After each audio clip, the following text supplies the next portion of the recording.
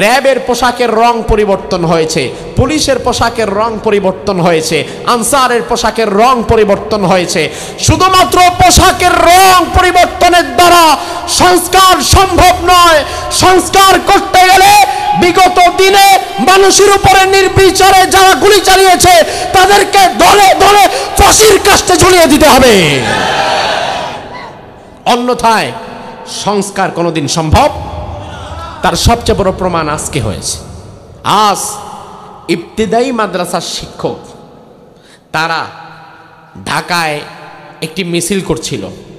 ইবতিদায়ী মাদ্রাসাগুলোতে যারা শিক্ষকতা করে কি কষ্টে চলে তাদের জীবন। সরকার থেকে তেমন কোনো সুযোগ সুবিধাই তারা পায় না, সামান্যতম বেতন তাও ঠিক মতো পায় না। তারা তাদের কিছু ন্যায্য দাবি আদায়ের লক্ষ্যে ঢাকা শহরে কিছু মিছিল করলো। এই মিছিলে আজ ইবতিদায়ী মাদ্রাসার শিক্ষকদের উপরে পুলিশ যেভাবে লাঠিচার্জ করেছে, আহত করেছে, পিটিয়ে অবস্থা খারাপ করে ফেলেছে, এতেই প্রমাণ হয় পোশাকের রং পরিবর্তন করে ওদেরকে ভালো করা যাবে না। ওদেরকে যদি ভালো বানাতে হয় কোরআন এবং সুন্নাহ ট্রেনিং দেওয়া লাগবে। শান্তির সমাজ কায়েমের জন্য একবার আপনি ছুটে যান সমাজতন্ত্রের দিকে, একবার আপনি ছুটে যান জাতীয়তাবাদের দিকে, একবার আপনি ছুটে যান ধর্মনিরপেক্ষতাবাদের দিকে। তবে আমার ভাইরা, ইনসাফের সমাজ যদি গড়তে চাও, জাতীয়তাবাদ, ধর্মনিরপেক্ষতাবাদ, সমাজবাদ সবগুলোকে বাদ দিয়ে আর কোরআনের পার্লামেন্টকে কায়েম করতে হবে।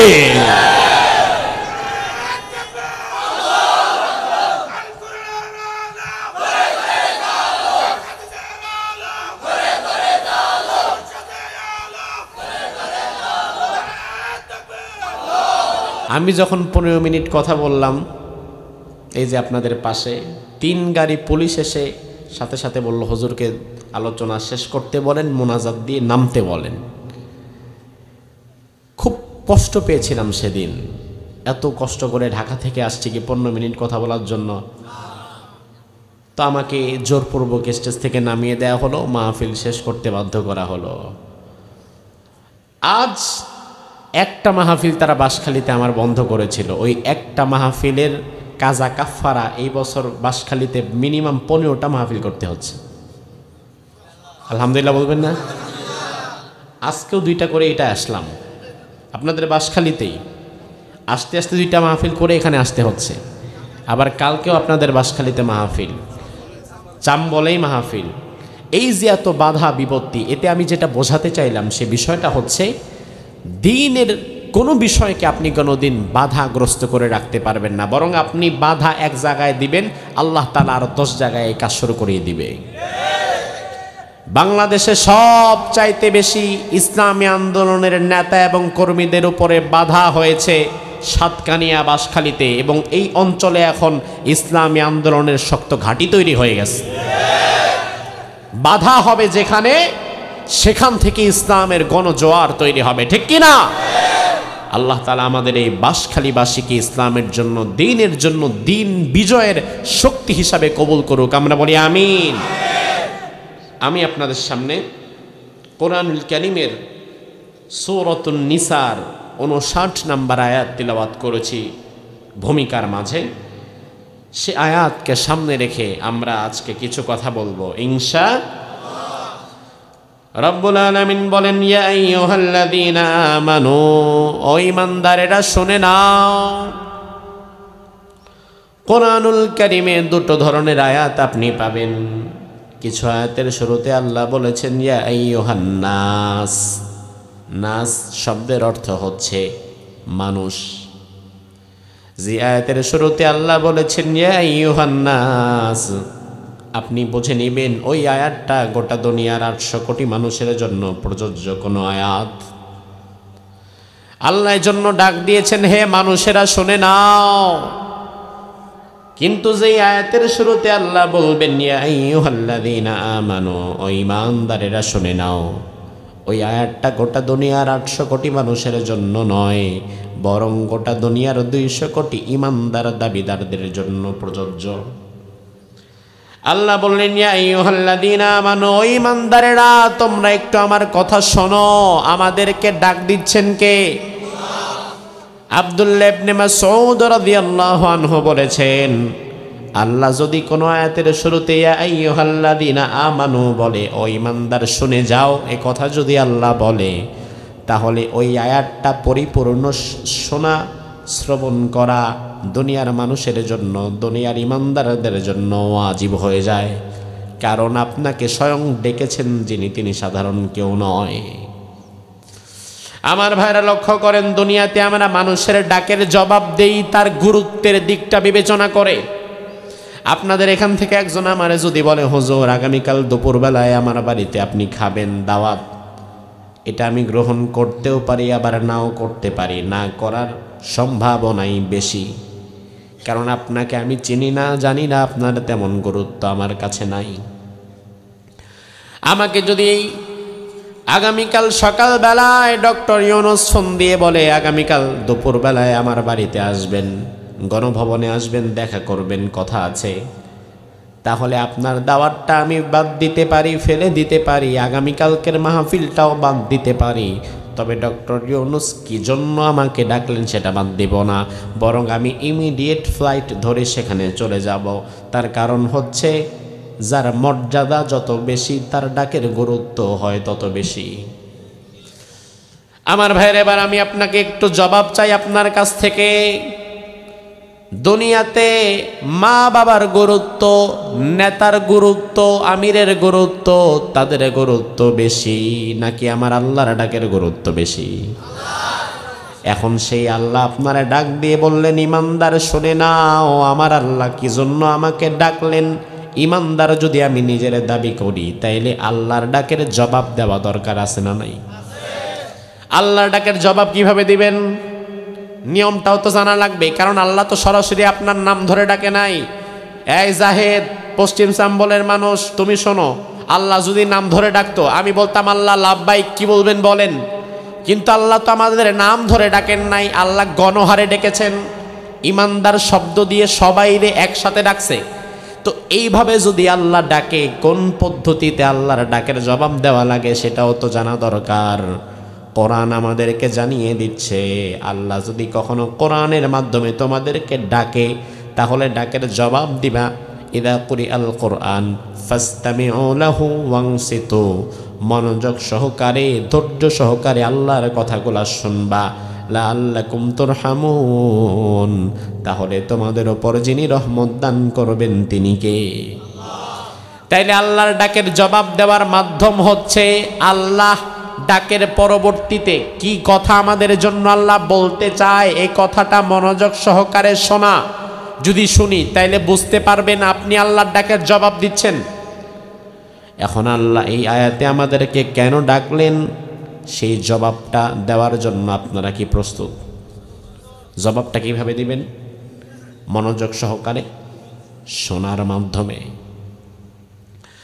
আল্লাহ রাব্বুল আলামিন বললেন, ঈমানদার শুনে নাও, আতিউল্লাহ, আমি আল্লাহর আনুগত্য করবা। কার আনুগত্য? জবাব দেন, কার আনুগত্য? ওয়া আতিউর রাসূল, আমার রাসূল মুহাম্মদ সাল্লাল্লাহু আলাইহি ওয়াসাল্লামের আনুগত্য করবা। তাইলে আনুগত্যের কাতারে আমরা কয়জনকে পেলাম বুঝেন? কয়জন? এক নাম্বার, তারপরে রাসূল। এবার আল্লাহ বললেন, এখানেই শেষ নয়, ওয়া উলিল আমরি মিনকুম, এবং তোমাদের দায়িত্বশীল যারা, তাদের আনুগত্য করবা। তাইলে আনুগত্যের কাতারে আমরা কয়জনকে পেলাম? এক নাম্বার আল্লাহ, তারপরে রাসূল, তারপরে আমাদের নেতৃস্থানীয় দায়িত্বপ্রাপ্ত ব্যক্তিরা। এরপরে আল্লাহ বললেন, ফাইন তানাজাতুম ফি শাইইন ফারুদ্দুহু ইলাল্লাহি ওয়ার রাসূল, তোমাদের দেশে, তোমাদের রাষ্ট্রে, তোমাদের সমাজে যদি কোনো ঝামেলা বাঁধে, যদি কোনো গ্যাঞ্জাম লাগে, কোনো সমস্যা হয়, কোটার সমস্যা হোক আর চাকরির সমস্যা হোক, যত ধরনের সমস্যা হতে পারে, ওই সমস্যার সমাধান নিজে নিজে বের করতে যেও না। ফারুদ্দুহু ইলাল্লাহি ওয়ার রাসূল, আমি আল্লাহ এবং আমার রাসূলের দিকে ফিরিয়ে দাও, কোরআন হাদিসের দিকে ফিরিয়ে দাও। ইন কুনতুম তুমিনুনা বিল্লাহি ওয়াল ইয়াউমিল আখির, যদি তোমরা আল্লাহ এবং আখিরাতে বিশ্বাস করো। আমার ভাইরাই হচ্ছে উক্ত আয়াতের শাব্দিক তর্জমা। এখান থেকে ব্যাখ্যা সাপেক্ষে বর্তমান সময় অনুপযোগী, আমাদের জীবনের জন্য কল্যাণকর এমন কিছু কথা আল্লাহ তাআলা যেন আমাকে বলার, আপনাদেরকে শোনার এবং সকলকে আমল করার তৌফিক দান করে, বলেন আমিন। আল্লাহ রাব্বুল আলামিন প্রথমে বললেন, ইমানদারেরা আমি আল্লাহর আনুগত্য করবা। তবে আল্লাহকে তো দেখা যায় না, ধরা যায় না, ছোঁয়া যায় না। যার আনুগত্য করবেন তাকে তো দেখা লাগে, কারণ আমি যাকে অনুসরণ করব তারে যদি আমি জীবনে নাই দেখি, তার অনুসরণটা করব কিভাবে? আমি আপনাকে অনুসরণ করব, এখন অনুসরণ করব কিভাবে? আপনাদের দেখা তো লাগবে। যেমন মাহফিল কমিটি আমাদেরকে রিসিভ করে মোটরসাইকেল দিয়ে, সামনে 2-4টা মোটরসাইকেল থাকে, রিসিভ করার সময় বলে, হুজুর আমরা সামনে যাচ্ছি, আপনি আমাদেরকে অনুসরণ করে আসেন। আমরা গাড়ি নিয়ে মাহফিল কমিটির মোটরসাইকেলগুলো অনুসরণ করতে করতে করতে করতে চলে আসি, কিন্তু অনুসরণটা হবে তখন আমরা অনুসরণকারী ব্যক্তিকে দেখব যখন। কিন্তু আমরা যদি নাই দেখি তাই অনুসরণ হবে না। মাহফিল কমিটির লোকেরা মোটরসাইকেলের টান দিয়া এত দ্রুত চলে আসছে, ডানে দিয়া বামে দিয়া, আমি মাশাআল্লাহ গাড়ি নিয়ে বইসা আছি, কারণ আমি আর তারে দেখতে পারি নাই, এজন্য অনুসরণও করতে পারি নাই। তার মানে অনুসরণের জন্য প্রথম শর্ত হচ্ছে দেখা লাগবে, দেখা ছাড়া অনুসরণ সম্ভব না। আপনাকে যদি আমি না দেখি আবার অনুসরণ করব কিভাবে? আমার ভাইরা জবাব দিবেন, আল্লাহরে দেখা সম্ভব? কথা কয় না, দেখছেন জীবনে? সম্ভব জীবনে? অসম্ভব, আল্লাহকে দেখা যায় না। তাইলে আল্লাহরে যদি দেখা না যায় অনুসরণ করবেন কিভাবে?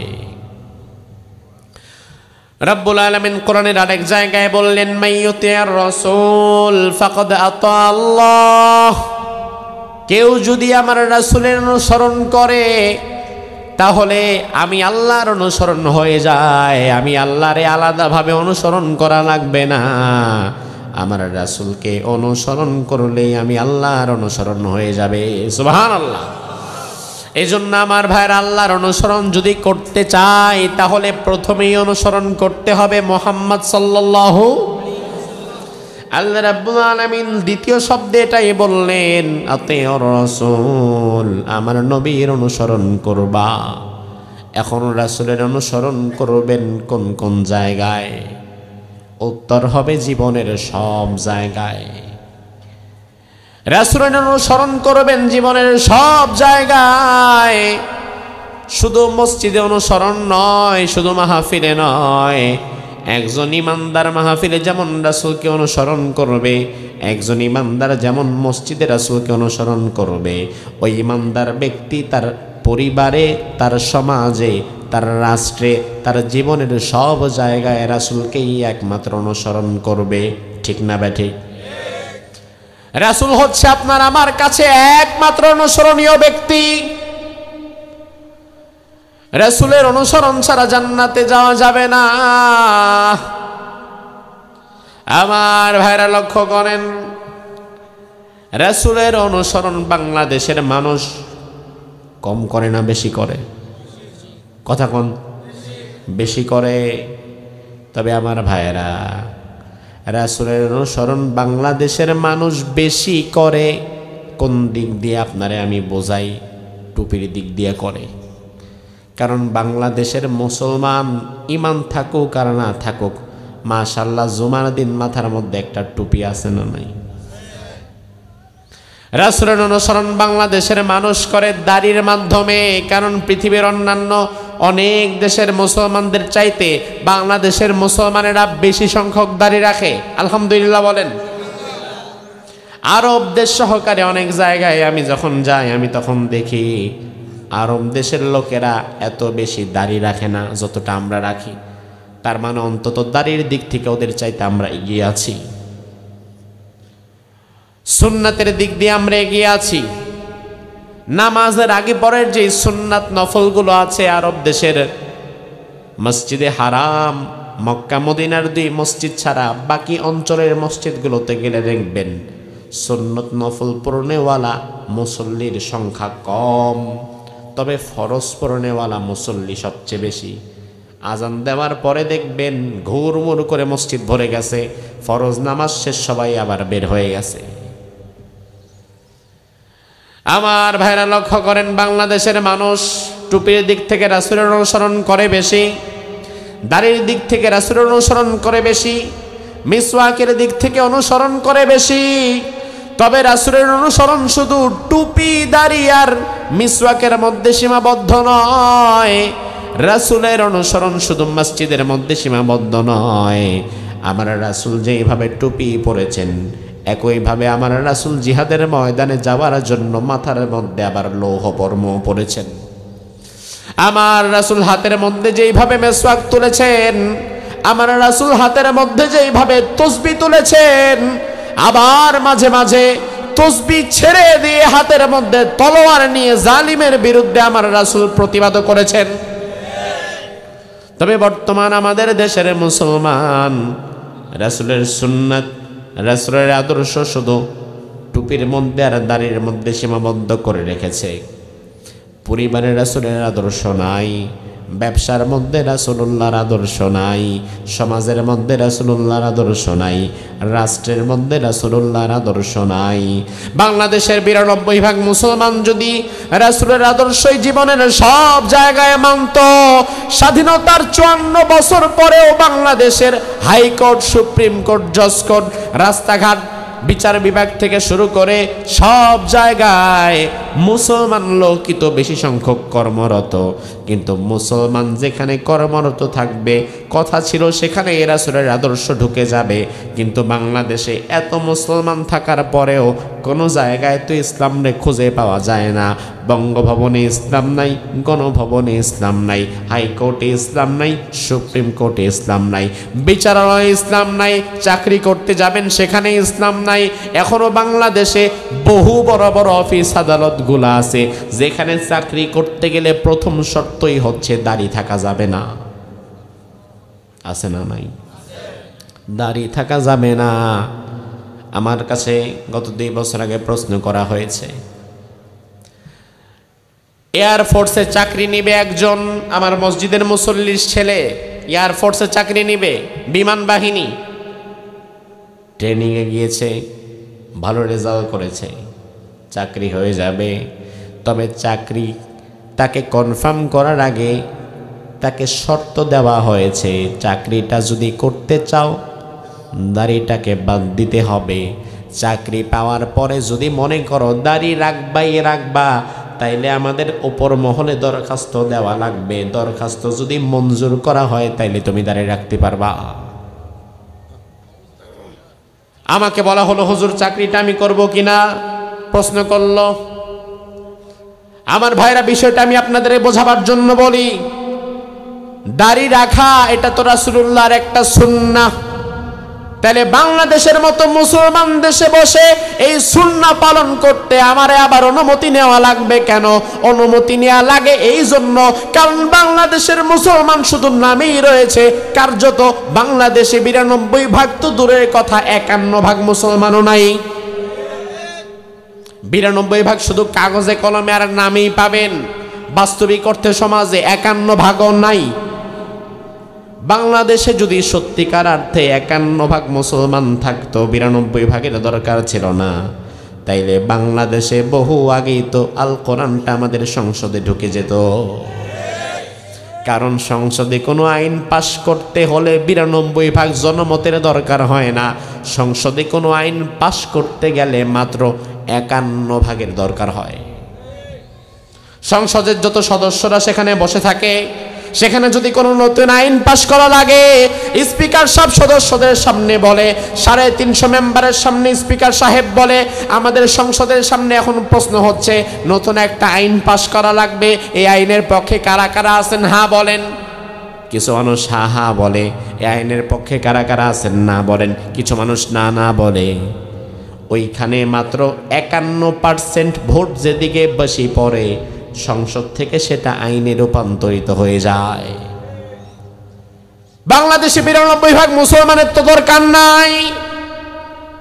কার্যত সত্যিকার অর্থে যদি 51% মুসলমান বাংলাদেশে থাকতো তাইলে বাংলাদেশে বহু আগেই বাংলাদেশের সংবিধান আল্লাহর কোরআন হয়ে যেত। আমার ভাইরা লক্ষ্য করেন, আমি আপনাদের কাছে আবার জানতে চাই, রাসূলের আদর্শ কি জীবনের এক জায়গায় না সব জায়গায়? এক জায়গায় না সব জায়গায়? এবারে রাসূল কি বলে দেখে নেন। আল্লাহর হাবিব বলেন, কুল্লু উম্মতি ইয়াদখুলুনাল জান্নাহ, আমার সব উম্মত জান্নাতে প্রবেশ করবে। সুবহানাল্লাহ।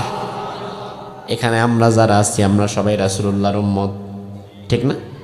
তাইলে এই হাদিস দাঁড় করালে আমরা বুঝে নিতে পারি আমরা সবাই জান্নাতি, কারণ রাসূল বললেন আমার সব উম্মত জান্নাতে চলে যাবে। তবে আমার ভাইয়েরা, ভালো লাগতো যদি হাদিসটা এখানেই শেষ হয়ে যেত, আর কোনো কথা পরবর্তীতে না থাকতো।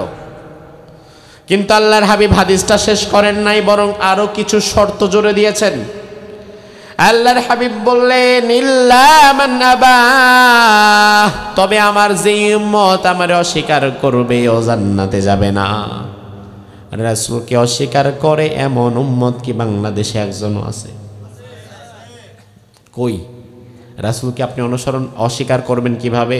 কারণ রাসূলকে তো আমরা ভালোবাসি, সবাই ভালোবাসে। বাংলাদেশে সবাই রাসূলকে আমরা স্বীকার করি, অস্বীকার তো কেউ করে না। যে রাসূলকে আমি অস্বীকার করলাম এমন তো কেউ নাই। সাহাবায়ে কেরাম অবাক হয়ে গেলেন। কিলা, সাহাবায়ে কেরাম বললেন, ইয়া রাসূলুল্লাহ ওয়া মান আবা, আপনারে অস্বীকার করবে এমন পোড়া কপাল আবার কে? আল্লাহর হাবিব বললেন, ও সাহাবীরা, অস্বীকার করার মানে তোমরা বোঝো নাই। অস্বীকার করার মানে হচ্ছে মান আতানি দাখালাল জান্নাহ ওয়া মান আসানি ফাকাদ আবা। আমি নবীকে জীবনের সব ক্ষেত্রে যারা মেনে নিবে, যাদের জীবনের রান্নাঘর থেকে নিয়ে সংসদ ভবন পর্যন্ত সব জায়গায় আমি নবীর আদর্শে তারা আদর্শবান হবে, সব জায়গায় আমি নবীকেই তারা নেতা হিসাবে মানবে। আমি নবীর আদর্শ যারা জীবনের সব ক্ষেত্রে মেনে চলবে তারাই কেবলমাত্র আমার আসল উম্মত হবে। আর আমি নবীর আদর্শ যারা জীবনের সব ক্ষেত্রে মানতে চাইবে না এবং মানতে পারবে না, ওরা হবে আমার অস্বীকারী উম্মত। এবার আমার ভাইরা, আমি আপনাদের কাছে জানতে চাইব, বাংলাদেশে রাসূলের আসল উম্মত বেশি না অস্বীকারী উম্মত বেশি? অস্বীকারী উম্মত বেশি।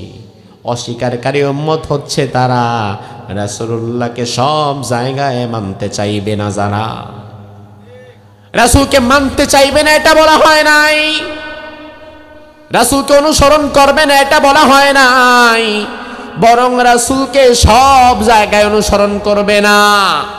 কারণ রাসূলকে বাংলাদেশে অনুসরণ করে না এমন কাউকে আপনি পাবেন না। হোক সে আওয়ামী লীগ, হোক সে বিএনপি, হোক সে জাতীয় পার্টি, হোক সে জাসদ, বাসদ, হেফাজত, খেলাফত, রাম, বাম, জামাত, যাই হোক না কেন, রাসূলকে জীবনের কোনো না কোনো অংশে তারা মানেই। হয়তো মসজিদে মানে, হয়তো টুপিতে মানে, নয়তো দাড়িতে মানে, নয়তো মিলাদ মাহফিলে মানে, কোনো না কোনো জায়গায় মানেই। কিন্তু ভেজাল হচ্ছে সব জায়গায় মানে না।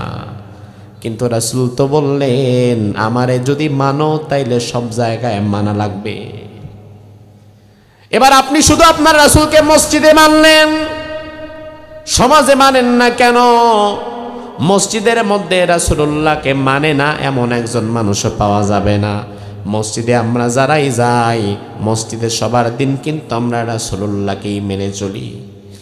আমার ভাইরা, সাপ্তাহিক জুমার দিন জুমার নামাজে বাঁশখালীর মসজিদে মুসল্লি বেশি না কম? অন্যান্য দিনের চেয়ে বেশি। জুমার দিন বাঁশখালীর চাম্বলের যে মসজিদ, কেন্দ্রীয় মসজিদে অনেক মুসল্লি দাঁড়িয়ে যায়। ওই মুসল্লিদের মধ্যে কি শুধু জামাত? কথা কয় না। বিএনপি আছে না নাই? আওয়ামী লীগ, জাতীয় পার্টি, জাসদ, বাসদ, হেফাজত, খেলাফত, জামাত, জমিয়ত, তরিকত, সুন্নি সবাই আছে। আমার ভাইরা লক্ষ্য করেন, সব মুসল্লি, নানান মত পার্থক্যের মুসল্লি, নানান রাজনৈতিক দলের কর্মী মুসল্লি এক কাতারে দাঁড়িয়ে গিয়েছে। ইমাম সাহেব সামনের দিকে দাঁড়িয়ে আছে। জুমার নামাজ ইমাম সাহেব পড়বে 2 রাকাত, কারণ রাসূল পড়েছেন 2 রাকাত। এই জন্য ইমাম সাহেব জুমার নামাজ বাসখালীর মসজিদে 2 রাকাতই পড়ে। কিন্তু কোনোদিন ইমাম সাহেব যদি চিন্তা করে, আমার অনেক মুসল্লিরা সব সময় নামাজে আসে না, তাদেরকে সব সময় আমি নামাজে পাই না, আজকে যেহেতু জুমার দিন আইসাই পড়ছে, আমি আজকে জুমার নামাজ 2 রাকাত না পড়ায়া 4 রাকাত পড়ায়া বাকিদের আমল নামায় সব একটু বেশি উঠাই দেই, হবে? এই চিন্তা করে এখন আপনাদের ইমাম সাহেব আল্লাহ দিলে জুমার 2 রাকাতের সময় বৈঠকের মধ্যে বসে সালাম ফিরায় নাই। সালাম না ফিরিয়ে 2 রাকাতের পরে আবার জোহরের মতো তৃতীয় রাকাতের জন্য দাঁড়ায় গেছে। যদি দাঁড়িয়ে যায় 3য় রাকাতে জুমার নামাজে, আপনারা নামাজ পড়বেন? কথা কন, যদি পড়েন তাহলেও বলেন হ্যাঁ পড়ব। পড়বেন? কি করবেন? কি করবেন? কথা কয় না। কি দিবেন? লোকমা দিবেন। কিভাবে? আসল লোকমা হচ্ছে সুবহানাল্লাহ, সুবহানাল্লাহ, সুবহানাল্লাহ আপনি বলবেন। আল্লাহু আকবার বলার যেই ধারা, এটা দুর্বল। শক্ত মত হচ্ছে সুবহানাল্লাহ। আত-তাসবিহু লির-রিজাল, পুরুষের জন্য তাসবিহ পড়া লাগবে, তাকবীর নয়, বরং তাসবিহ। আপনি বলবেন সুবহানাল্লাহ, সুবহানাল্লাহ, সুবহানাল্লাহ, আল্লাহু আকবার। আপনি লোকমা দিলেন, আপনি ইমামরে বোঝা দিলেন, ইমাম আপনি আল্লাহর পথে ফিরে আসেন। এতটা সময় পর্যন্ত আপনি আল্লাহর পথে ছিলেন, এই জন্য আমরা আপনাকে অনুসরণ করেছি। কিন্তু এই মুহূর্তে আপনি রাসূলের আদর্শ থেকে বের হয়ে গিয়েছেন। এতটা সময় আপনি রাসূলের আদর্শের মধ্যে ছিলেন, আমরাও আপনার সাথে ছিলাম, কিন্তু এই মুহূর্তে আপনি রাসূলের আদর্শ থেকে বের হইয়া জুমার নামাজ রাসূল তো 2 রাকাতে শেষ করেছেন, আপনি শেষ না করে 3 নম্বর রাকাতের জন্য দাঁড়াইছেন। তার মানে রাসূলের আদর্শ থেকে আপনি বের হয়ে গেছেন। আপনাকে আমি ওয়ার্নিং দিলাম, তাড়াতাড়ি আবার রাসূলের আদর্শের মধ্যে ঢুকে যান। যদি না ঢুকেন তাইলে আপনার দিয়ে চলে যান না। ইমাম যদি ভুল করে, ইমামরে ঠিক করা পর্যন্ত আপনি লোকমা দিতেই থাকেন। আপনার রাষ্ট্রনায়ক যদি ভুল করে, আপনার দলের নেতা যদি ভুল করে, তারে বাদ দিয়ে চলে যাবেন না, বরং তারেও ইমামের মতো ভুল ধরায়া ঠিক করে দেওয়ার দরকার আছে না নাই? ওমর বললেন, আমি যদি ভুল করি আমারে ছেড়ে চলে যেও না, ফাসাদ্দিদুনি, আমারে তোমরা ঠিক করে দিবা, আমার ঘাড়ে ধরে আমারে সোজা করে দিবা। এই কথা বলে ওমর ফারুক রাদিয়াল্লাহু আনহু একজন মুরব্বির দিকে তাকিয়ে বললেন, বাবাজি, আজকের পরে তো আমি প্রেসিডেন্ট হয়ে গেলাম, এবার আমি যদি ভুল করি আপনি আমারে কি করবেন?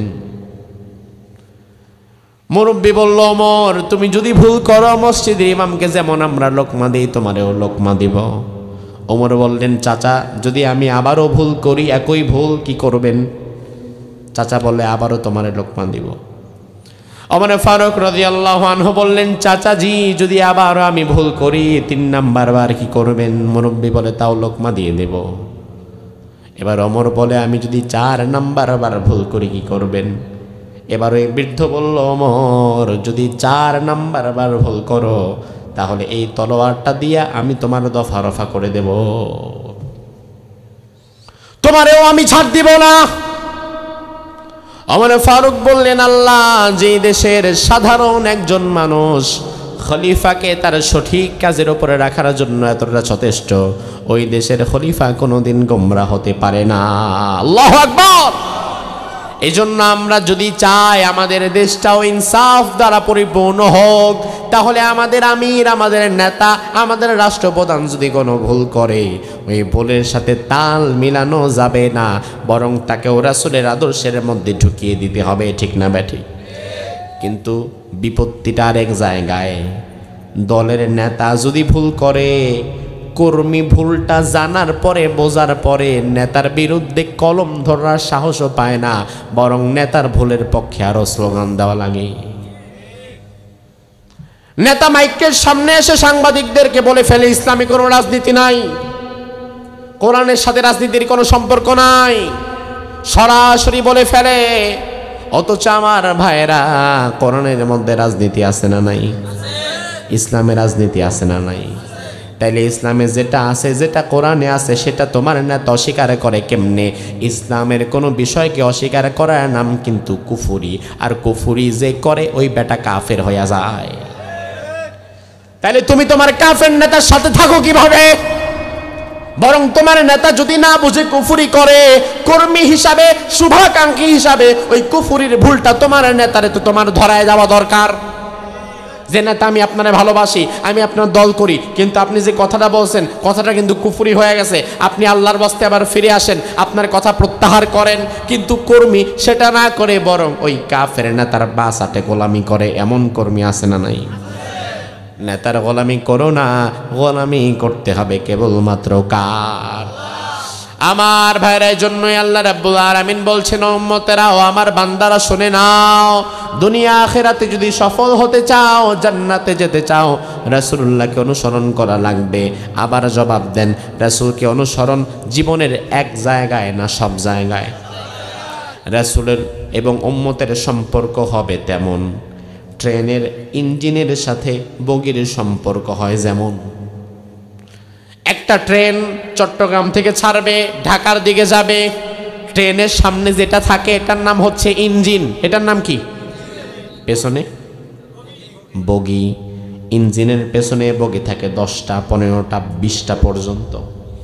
এই 20টা বগিরে টেনে টেনে টেনে টেনে ইঞ্জিন ঢাকা পর্যন্ত নিয়ে যায়।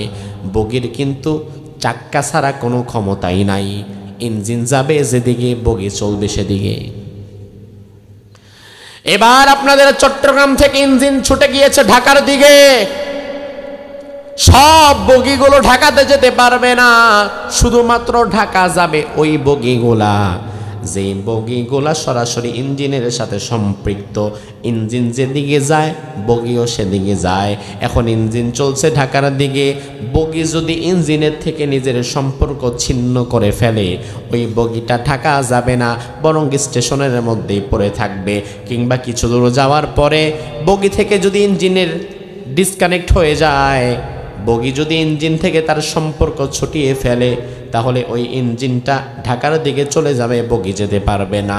আপনি যদি উম্মত হয়ে জান্নাতে যেতে চান, রাসূলকেও ট্রেনের ইঞ্জিনের মতো অনুসরণ করা লাগবে, রাসূলকে পায়ে পায়ে কদমে কদমে কদমে মানা লাগবে, তাহলে কেবলমাত্র আপনি জান্নাতি হতে পারবেন।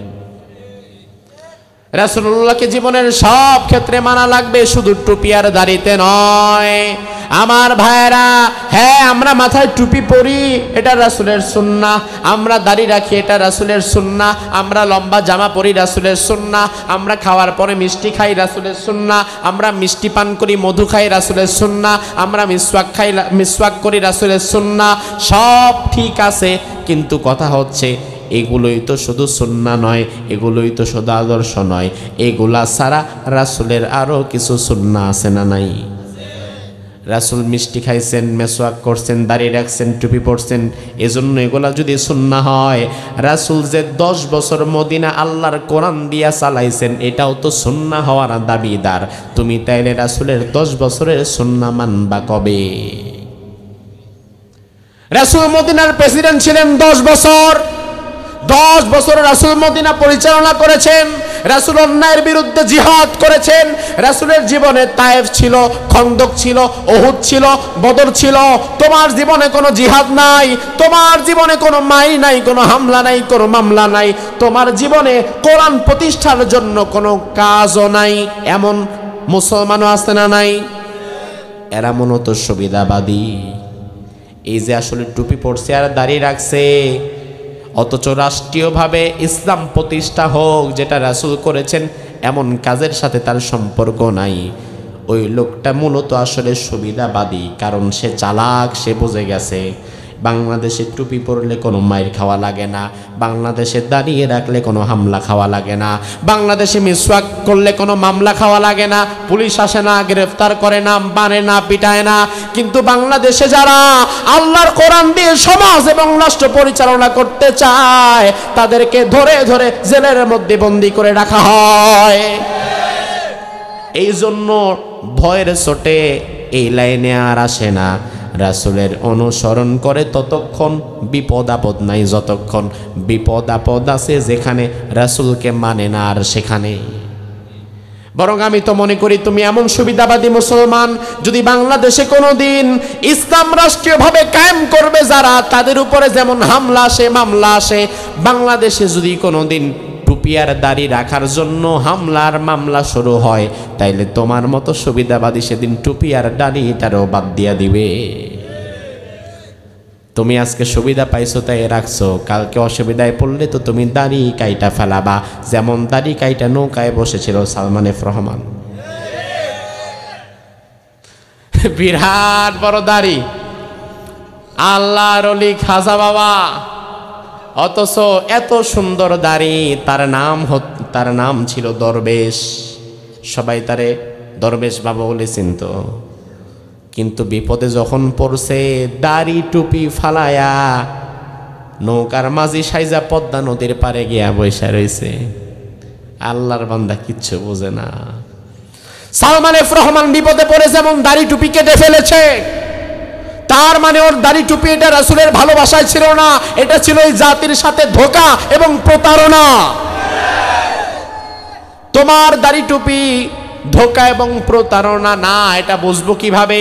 তুমি তো রাসূলকে জীবনের সবখানে মানতে রাজি হও না, কারণ তুমি ভালো করেই জানো রাসূলকে মসজিদে মানলে সমস্যা নাই, রাসূলকে টুপিতে মানলে সমস্যা নাই, রাসূলকে দাড়িতে কিংবা মিসওয়াকে মানলে সমস্যা নাই। কিন্তু আমি যদি রাসূলের আদর্শ জীবনের সব ক্ষেত্রে মানতে চাই, আমি যদি বলি বাংলাদেশে ইসলাম সব জায়গায় থাকা লাগবে, আমি যদি বলি ইসলাম দিয়ে রাষ্ট্র গঠন করা লাগবে, আমি যদি বলি আল কোরআনের বাংলাদেশ কায়েম করা লাগবে, তাইলে আমার উপরে ওরা মামলা দিবে, হামলা দিবে।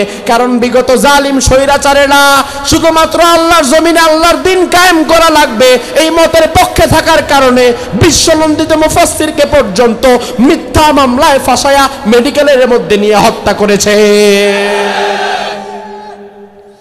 এই একটাই অপরাধ, অন্য কোনো অপরাধ আপনারা তার দেখাতে পারবেন না। বরং শহীদ আল্লামা সাইদি রহিমাহুল্লাহ, তিনি যদি কোনো খানকার পীর হয়ে বসে যেতেন, বাংলাদেশে তার চাইতে বড় পীর আর কেউ হতো না, তার চেয়ে বেশি মুরিদ বাংলাদেশে কারো থাকতো না, তার চেয়ে বেশি সম্পদ বাংলাদেশে কারো হতো না। কারণ আমাদেরকে তো মানুষ টাকা দেয়, পয়সা দেয়, চাওয়া লাগে, আর আল্লামা সাইদির প্রতি মানুষের এমন ভালোবাসা, টাকা পয়সা চাওয়া লাগতো না, বরং মানুষ তারে কলিজা দিয়ে দিত। কারণ মানুষ আরেকজনের জন্য জীবন দিতে পারে তখন যখন ওই ব্যক্তিকে সে তার নিজের জীবনের চেয়ে বেশি ভালোবাসে। তিনি বাংলাদেশের একমাত্র এমন ব্যক্তি যিনি ইতিহাস, আল্লামা সাইদি কোনো মানুষ না, আল্লামা সাইদি একটি ইতিহাসের নাম, ঠিক কি না? 2013-14 সালের দিকে আমি অনেকবার দেখেছি, যখন শুধুমাত্র হাইকোর্টের রায় হয়ে গিয়েছিল তার মৃত্যুদণ্ড ফাঁসি হবে, এই রায়ের পরে একদিনে বাংলাদেশে, সারা বাংলাদেশে একক ব্যক্তি হিসাবে সাইদি সাহেব অনন্য, যার রায়ের দিন সারা বাংলাদেশে 200 জন মানুষ শহীদ হয়ে গেছে। এখানে হয়েছে না? আপনাদের বাঁশখালী, সাতকানিয়া রক্তাক্ত হয়ে গিয়েছে, মানুষ রক্ত ঝরেছে। উত্তরবঙ্গের মহিলারা পর্যন্ত জুতা ঝাড়ু নিয়ে রাস্তায় ঝাড়ু মিছিল করেছে। এই ইতিহাস কেন সৃষ্টি হয়? কারণ মানুষ তাকে নিজের জীবনের চাইতেও বেশি ভালোবাসে। এই ভালোবাসাটা পীর মুরিদের জন্য নয়, এই ভালোবাসাটা ছিল কোরআনের জন্য, ঠিক না ব্যাটি? এই ভালোবাসাটা ছিল ইসলামের জন্য, আমার ভাইয়ের জন্য। এই রাসূলুল্লাহকে জীবনের সবখানে মানা লাগবে। রাসূলকে যদি জীবনের সবখানে আপনি মানতে রাজি না হন, রাসূলুল্লাহর ভাষায় আপনি অস্বীকারী উম্মত, আপনি ইমানদার নয়। এরপরে আল্লাহ রাব্বুল আলামিন বললেন, ফাইন তানাযাতুম ফি শাইইন ফারুদ্দুহু ইলাল্লাহি ওয়ার রাসূল। যদি তোমাদের সামনে এমন কোনো বিষয় আসে যেই বিষয়ের সমাধান তোমরা দিতে পারছো না, তাইলে এই বিষয়টা কোরআন এবং হাদিসের দিকে ফিরিয়ে দাও, দেখো এই বিষয়ে কোরআন এবং হাদিসের সমাধান কি। বাংলাদেশে 2024 সালের সবচেয়ে বড় সমস্যা ছিল কোটা সমস্যা। যেই কোটার সমস্যার ধাক্কায় স্বৈরাচার পালায়া চলে যেতে বাধ্য হয়েছে, ঠিক কিনা? তবে আসলে এটা কোনো সমস্যাই হতো না।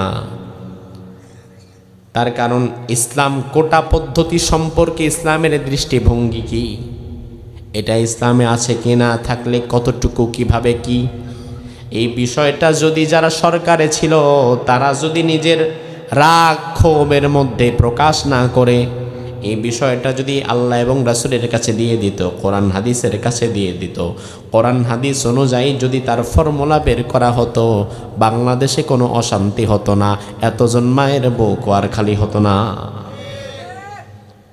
কারণ সব সমস্যার সমাধান কোরআনের মধ্যে আছে না নাই?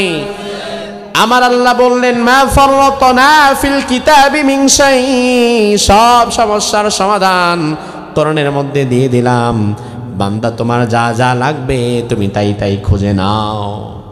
আমার ভাইরা, রাসূলুল্লাহর একজন সাহাবী নাম সাদ বিন মুয়াজ। সাদ বিন মুয়াজকে রাসূল ইয়ামানের দায়িত্বশীল গভর্নর বানিয়ে পাঠালেন। এই সাদ বিন মুয়াজ, আজকে থেকে তুমি ইয়ামান সামলাবা, গোটা ইয়ামান তোমার আন্ডারে থাকবে, তুমি ইয়ামানের শাসনকর্তা, তুমি ওই এলাকার মন্ত্রী, এমপি। তবে সাদ বিন মুয়াজ, শুনে নাও, তোমার সামনে যদি কোনো বিষয় আসে, কোনো বিচার ফায়সালা আসে, তাহলে ওই বিষয়ের সমাধান তুমি কিভাবে করবা? সাদ বিন মুয়াজ বলে, ইয়া রাসূলুল্লাহ, ওই বিষয়ের সমাধান আমি করব আকাদি বিমা ফি কিতাবিল্লাহ, আল্লাহর কোরআন দিয়ে আমি ওই বিষয়টার সমাধান করে দেব। সুবহানাল্লাহ, বাসায় যে বলবেন কি দিয়ে? জোরে বলেন, কি দিয়ে?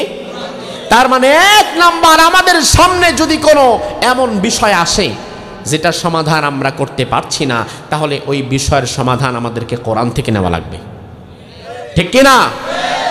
আজ বৈষম্যের বিরুদ্ধে 2024-এ আন্দোলন হলো, 2024-এ কোটার বিরুদ্ধে ভয়াবহ আন্দোলন হলো, অথচ কোটা কিন্তু এখনো বন্ধ হয় নাই। জানেন, এখনো কোটা সচল, এখনো কোটা চলছে, এখনো কোটা পদ্ধতি বন্ধ হয় নাই, এখনো মেধাবীরা মেধার মূল্যায়নে কাজ করতে পারছে না। 2024-এ 5ই আগস্ট এবং জুলাইয়ে প্রশাসনের যেই মানুষগুলোর হাতে হাজার হাজার মানুষ শহীদ হয়েছে, ওই নরপিশাচগুলো এখনো চাকরিতে বহাল আছে। তাইলে সংস্কার আপনি করবেন কিভাবে? আপনি যে বারবার সব জায়গায় বলেন, চায়ের দোকানে বসেন সংস্কার লাগবে, খেলার আড্ডায় বসেন সংস্কার লাগবে, এক বন্ধু আরেক বন্ধুরে, বন্ধু রাষ্ট্রটা সংস্কার করা লাগবে, রাজনীতি সংস্কার করা লাগবে, গোটা দেশ সংস্কার করা লাগবে, তো সংস্কারটা হবে কিভাবে? কারণ পূর্বে জালিমদের দোসর যেই যেই জায়গায় ছিল, জালিমদের দোসররা এখনো সেই সেই জায়গায় তো বসেই আছে। তো সংস্কার আপনি করবেন কিভাবে? গত 1 মাস পূর্বে পৃথিবীর আরেকটা দেশ জালিম স্বৈরাচার মুক্ত হয়েছে, আপনারা জানেন কোন দেশ? সিরিয়া। কোন দেশ জানেন? সিরিয়া। সিরিয়ার স্বৈরাচার ছিল বাশার আল আসাদ, তার আগে ছিল তার বাপ হাফিজ আল আসাদ। গোটা সিরিয়া এই আসাদ পরিবারের কাছে 54 বছর বন্দী ছিল। গোটা সিরিয়া একটা পরিবারের কাছে 54টা বছর বন্দী। অবশেষে 2024-এর শেষ দিকে বাশার আল আসাদের পতন হয়ে যায়। বাশার আল আসাদের পতনের পর যারা দায়িত্বে এসেছে, অন্তর্বর্তীকালীন সরকার হিসাবে যারা রাষ্ট্র পরিচালনা করছে, তারা সুন্দর একটা কাজ করতেছে। গত 2 সপ্তাহ আগে আমি দেখলাম, বিগত সিরিয়ার জালিম স্বৈরাচার সরকারের সাথে যাদের আতাত ছিল, যারা বিগত জালিম স্বৈরাচারকে সব কিছু দিয়ে সহযোগিতা করেছিল, সহযোগিতা করে যারা সিরিয়ার মানুষদের উপরে জুলুম করেছিল, প্রশাসনের যত ক্যাডার, যত বাহিনী, উপর মহলের যত কর্মকর্তা, বর্তমান সিরিয়াতে তাদেরকে ধরে ধরে খুঁজে বের করে করে করে করে একটা একটা করে জাতির সামনে ক্রসফায়ার দিয়ে মেরে ফেলা হচ্ছে। বিষয়টা একটু শুনলে আল্লাহ ক্রসফায়ার দিয়ে মেরে ফেললো, এভাবে মেরে ফেলতেছে মানুষগুলাকে। অবশ্য এই বিষয়টা যদি না করা হয় তাহলে কোনোদিন রাষ্ট্রকে সংস্কার করা যাবে না। কারণ আমি রাষ্ট্র সংস্কার করব কিভাবে, যেখানে রাষ্ট্রের টপ টু বটম জালিম আর হায়নারা এখনো বসে আছে, ঠিক কি না? প্রশাসন 2024-এ যেই নারকীয় তাণ্ডব চালিয়েছে, এই প্রশাসন এখন পুলিশের অবশ্য কিছু পরিবর্তন হয়েছে। কি পরিবর্তন হয়েছে জানেন? পোশাক কালার, পুলিশের পোশাকের রং পরিবর্তন হয়েছে। আগে একটা রং ছিল, এখন আর একটা রং পাইছে। র্যাবের পোশাকের রং পরিবর্তন হয়েছে, পুলিশের পোশাকের রং পরিবর্তন হয়েছে, আনসারের পোশাকের রং পরিবর্তন হয়েছে। শুধুমাত্র পোশাকের রং পরিবর্তনের দ্বারা সংস্কার সম্ভব নয়। সংস্কার করতে গেলে বিগত দিনে মানুষের উপরে নির্বিচারে যারা গুলি চালিয়েছে তাদেরকে ধরে ধরে ফাঁসির কাস্টে ঝুলিয়ে দিতে হবে, অন্যথায় সংস্কার কোনোদিন সম্ভব। তার সবচেয়ে বড় প্রমাণ আজকে হয়েছে। আজ ইবতিদায়ী মাদ্রাসার শিক্ষক তারা ঢাকায় একটি মিছিল করছিল। ইবতিদায়ী মাদ্রাসাগুলোতে যারা শিক্ষকতা করে কি কষ্টে চলে তাদের জীবন। সরকার থেকে তেমন কোনো সুযোগ সুবিধাই তারা পায় না, সামান্যতম বেতন তাও ঠিক মতো পায় না। তারা তাদের কিছু ন্যায্য দাবি আদায়ের লক্ষ্যে ঢাকা শহরে কিছু মিছিল করলো। এই মিছিলে আজ ইবতিদায়ী মাদ্রাসার শিক্ষকদের উপরে পুলিশ যেভাবে লাঠিচার্জ করেছে, আহত করেছে, পিটিয়ে অবস্থা খারাপ করে ফেলেছে, এতেই প্রমাণ হয় পোশাকের রং পরিবর্তন করে ওদেরকে ভালো করা যাবে না। ওদেরকে যদি ভালো বানাতে হয় কোরআন এবং সুন্নাহর ট্রেনিং দেওয়া লাগবে, নয়তো সুযোগ পেলে আবারও স্বৈরাচারিতা শুরু করে দিবে, ঠিক কি না? আল্লাহ তাআলা বললেন, ফাইন তানাজাতুম ফি শাই ফারুদ্দুহু ইলাল্লাহি ওয়ার রাসূল। তোমাদের মধ্যে যদি এমন কোনো বিষয় সামনে আসে যার সমাধান তোমরা করতে পারছো না, কোরআনের কাছে ফিরে যাও, হাদিসের কাছে ফিরে যাও। কারণ দুনিয়ার সব সমস্যার সমাধান কোরআনের মধ্যে আছে না নাই? আছে না নাই? সর্বশেষ কথা বলি, বাংলাদেশে বর্তমানে শান্তি না অশান্তি? কথা কন, শান্তি না অশান্তি? শান্তি কয় কেমনে আমার তো বোঝে আসে না। খালি কি আওয়ামী লীগ বিদায় হইলেই শান্তি নাকি? না, তার কারণ হচ্ছে আগের বাজার দরজা যদি এখনো তাই থাকে, আগের সাদাবাজি যেমন ছিল এখনো তো তাই আছে। আগে হয়তো সাদাবাজি করতো এক দল, এখন হয়তো করবে আবার আরেক দল, ঠিক কিনা? টেম্পু স্ট্যান্ডগুলোতে এখন আরেকজনের কাছে চলে যাবে। সাদাবাজি তো বন্ধ হবে না। যদি চাঁদাবাজ, টেন্ডারবাজ, ধর্ষণ মুক্ত একটা সমাজ আমরা গড়তে চাই, বৈষম্য মুক্ত একটা সমাজ আমরা যদি গড়তে চাই, সংস্কার করে যদি বাংলাদেশকে সোনার বাংলা বানাতে চাই, তাহলে রাষ্ট্রকে সংস্কার করার আগে রাষ্ট্রের মানুষগুলোকে সংস্কার করতে হবে। রাষ্ট্রের মানুষগুলোকেও সংস্কার করার আগে বর্তমান সরকারের উপদেষ্টা পরিষদে কিছু অথর্ব কুলাঙ্গার বসে আছে, যাদের কোনো কাজই ঠিক মতো হচ্ছে না। তাদেরকে পরিষদ থেকে বের করে দিয়ে ইমানদার মুজাহিদদেরকে সেই পরিষদে ঢুকাতে হবে। এমন এমন মানুষকে বসায় রাখছে এক এক দায়িত্বে, বিন্দু মাত্র কাজ তারা করতে পারছে না। যদি কাজ না করতে পারেন দায়িত্ব ছেড়ে দেন। দায়িত্ব কাজও করতে পারবেন না, আবার দায়িত্ব বসে রাখবেন, দায়িত্ব ধরে রাখবেন, এটা তো হতে পারে না। বরং আপনাদের দুর্বলতা, আপনাদের নীরবতার কারণে বিশৃঙ্খলা, ফাসাদ আরো বেড়ে যেতে পারে। স্বৈরাচারের সাঙ্গপাঙ্গরা আবার মাথা চারা দিয়ে দাঁড়িয়েও যেতে পারে। এই জন্য আমার ভাইয়েরা, বৈষম্য মুক্ত একটা বাংলাদেশ আমরা কি চাই? শান্তিপূর্ণ একটা সমাজ আমরা কি চাই? সেই সমাজ কিভাবে আসবে সেটাও আপনার বোঝা লাগবে। কারণ আপনার নিয়ত ঠিক আছে, আপনার নিয়ত ভালো, কিন্তু আপনার পদ্ধতি যদি ভুল হয়, নিয়ত যতই ভালো হোক লাভ হবে না। লাভ হবে? আপনি নিয়ত করেছেন ঢাকায় যাবেন, এখন ঢাকায় যাওয়ার জন্য নিয়ত আপনার পরিপূর্ণ পাক্কা, কিন্তু আপনি উঠে গেছেন কক্সবাজারের গাড়িতে, তাইলে নিয়ত যতই ভালো হোক ঢাকায় যাবেন? কোথায় যাবেন? কক্সবাজার। তার কারণ আপনার নিয়ত তো ভালো, কিন্তু আপনার গন্তব্যটা ভুল। আপনার নিয়ত ভালো, আপনি বাংলাদেশকে একটি সুন্দর বাংলাদেশ হিসাবে দেখতে চান, চাঁদাবাজ, টেন্ডারবাজ, ধর্ষণ মুক্ত একটা সমাজ আপনি দেখতে চান, বৈষম্য মুক্ত ইনসাফের একটা সমাজ আপনি দেখতে চান, আপনার তো নিয়ত ভালো কিন্তু আপনার পদ্ধতি ভুল। তার কারণ আপনি একবার ইনসাফের সমাজ আর শান্তির সমাজ কায়েমের জন্য একবার আপনি ছুটে যান সমাজতন্ত্রের দিকে, একবার আপনি ছুটে যান জাতীয়তাবাদের দিকে, একবার আপনি ছুটে যান ধর্মনিরপেক্ষতাবাদের দিকে। তবে আমার ভাইরা, ইনসাফের সমাজ যদি করতে চাও, জাতীয়তাবাদ, ধর্মনিরপেক্ষতাবাদ, সমাজবাদ সবগুলোকে বাদ দিয়ে আর কোরআনের পার্লামেন্টকে কায়েম করতে হবে।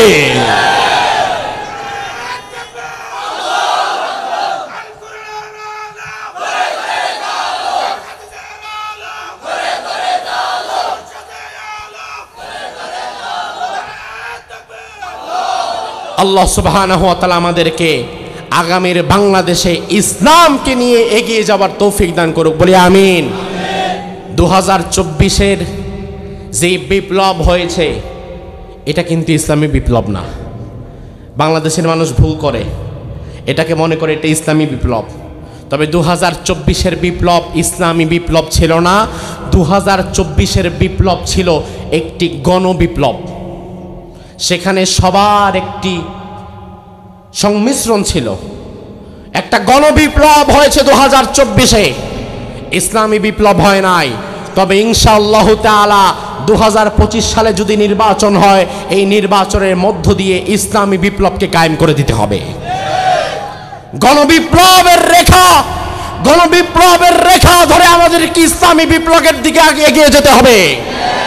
গণবিপ্লবের রেখা ধরে আর যেন জাতীয়তাবাদ না প্রতিষ্ঠা হতে পারে, আর যেন ধর্মনিরপেক্ষতাবাদ প্রতিষ্ঠা না হতে পারে। গণবিপ্লবের রেখা ধরে 2024-এর গণবিপ্লবের মধ্য দিয়ে আগামীর বাংলাদেশে ইসলামী বিপ্লবের সূচনা হবে। এই বিপ্লবে কারা কারা থাকতে পারবা, হাত তুলে আমার আল্লাহকে দেখাও।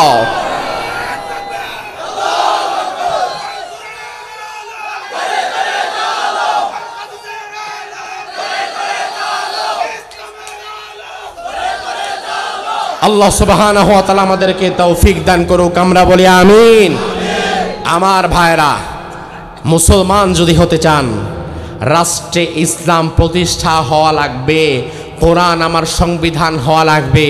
এই বিষয়ে যদি আপনার মানসিক সাপোর্টও না থাকে, আপনি ইমানদার দাবি করেন না, আপনি ইমানদার দাবি করেন না। তার কারণ ইমানদার হতে পারবেন তখন রাসূলুল্লাহকে জীবনের সব ক্ষেত্রে মানার মানসিকতা থাকবে যখন। যদি অস্বীকার করেন তাহলে অস্বীকারী উম্মত হয়ে যাবেন, জান্নাতে যেতে পারবেন না। আমরা যেন রাসূলুল্লাহকে জীবনের সব ক্ষেত্রে অনুসরণ করতে পারি, আল্লাহ তাআলা তৌফিক দান করুক, বলি আমিন। হাযা মা ইনদি ওয়াল ইলমু ইনদাল্লাহ আলাইহি তাওয়াক্কালতু ওয়া ইলাইহি উনীব।